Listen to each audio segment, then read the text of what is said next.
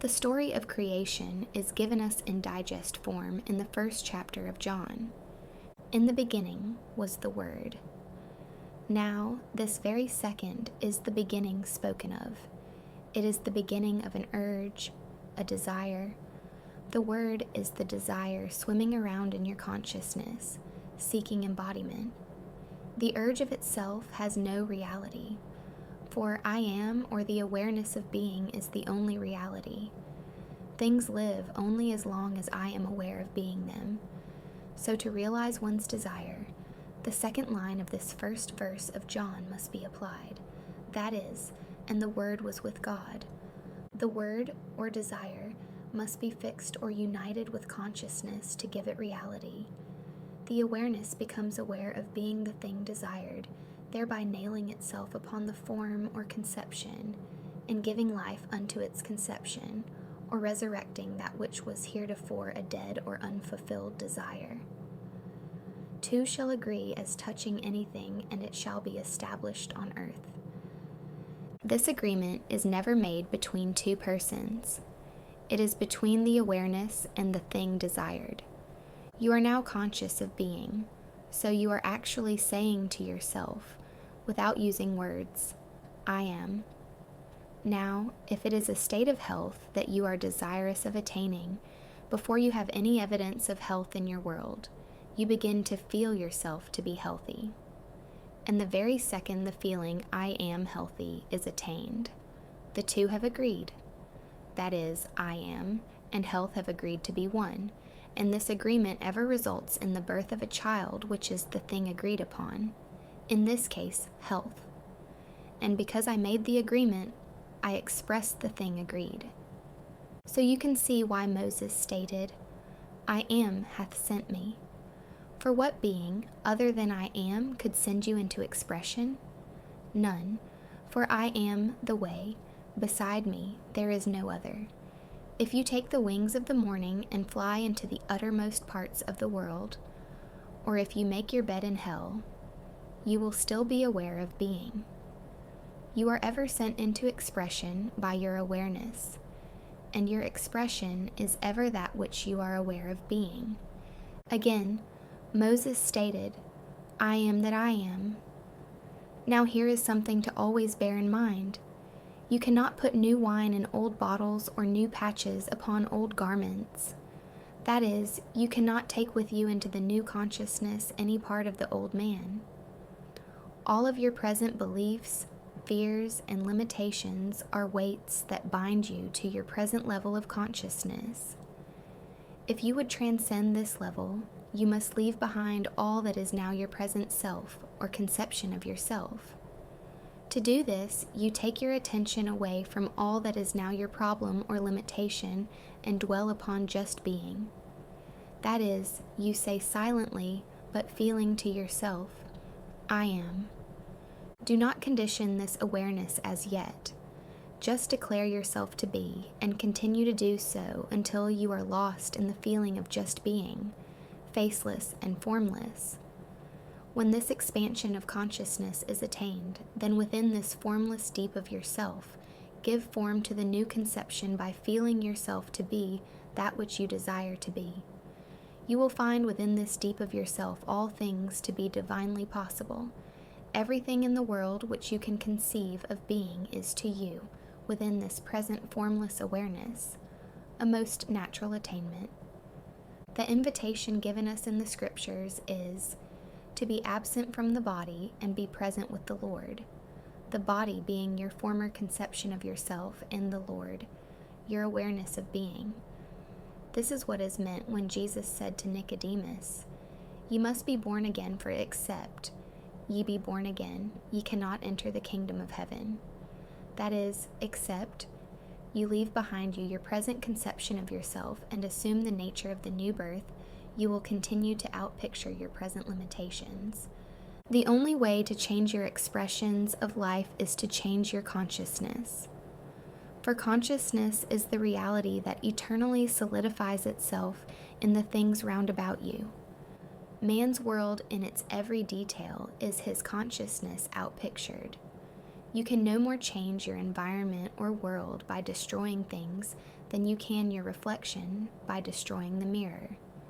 Your environment and all within it reflects that which you are in consciousness. As long as you continue to be that in consciousness, so long will you continue to outpicture it in your world. Knowing this, begin to revalue yourself. Man has placed too little value upon himself. In the book of Numbers, you will read, "In that day there were giants in the land, and we were in our own sight as grasshoppers, and we were in their sight as grasshoppers."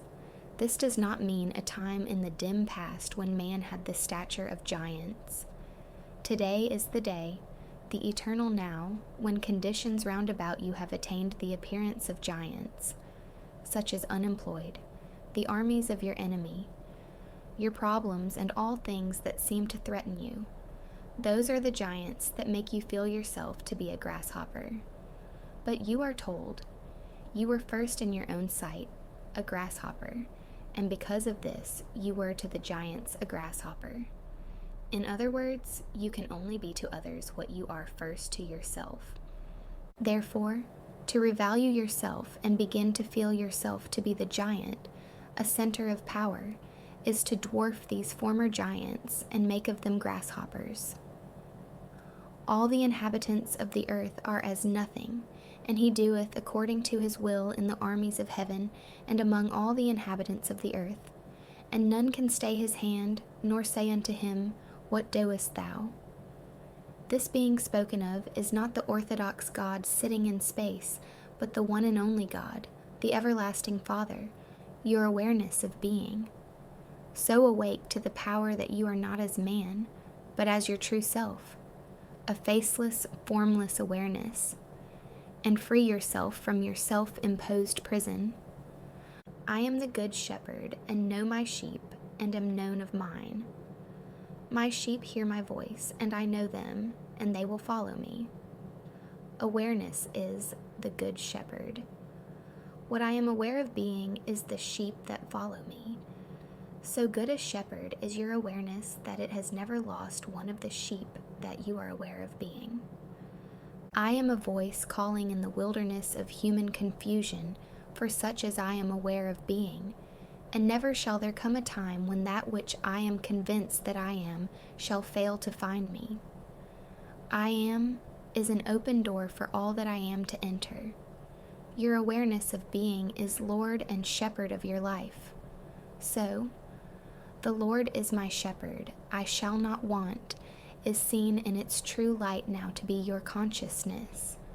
You could never be in want of proof or lack the evidence of that which you are aware of being. This being true, why not become aware of being great, God-loving, wealthy, healthy, and all attributes that you admire?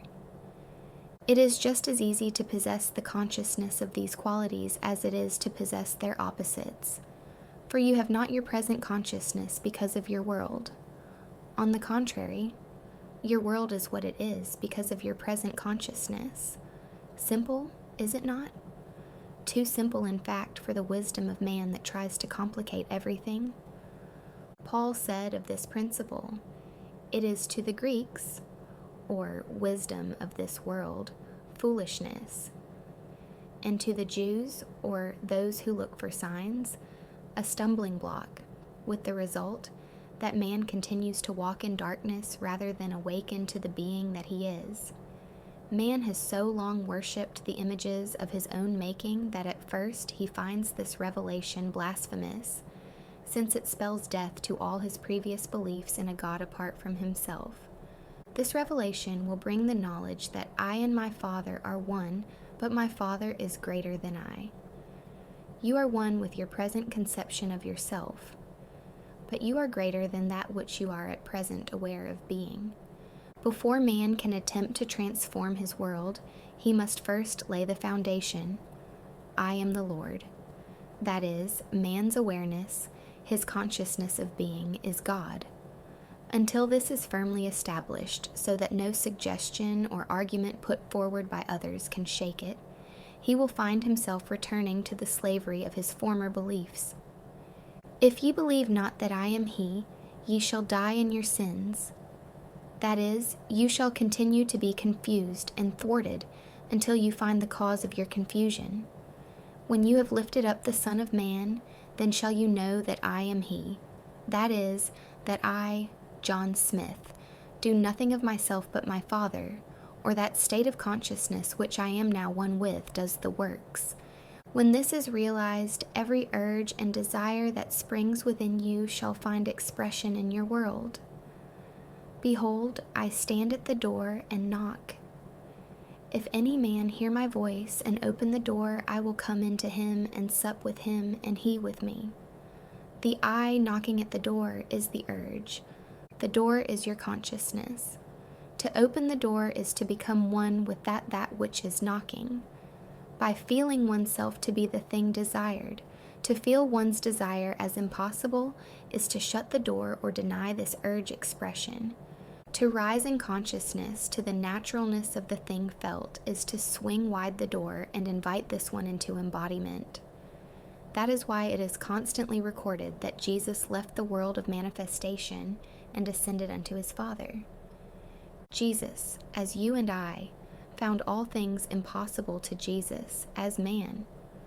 But having discovered his Father to be the state of consciousness of the thing desired, he but left behind him the Jesus consciousness, and rose in consciousness to that state desired and stood upon it until he became one with it.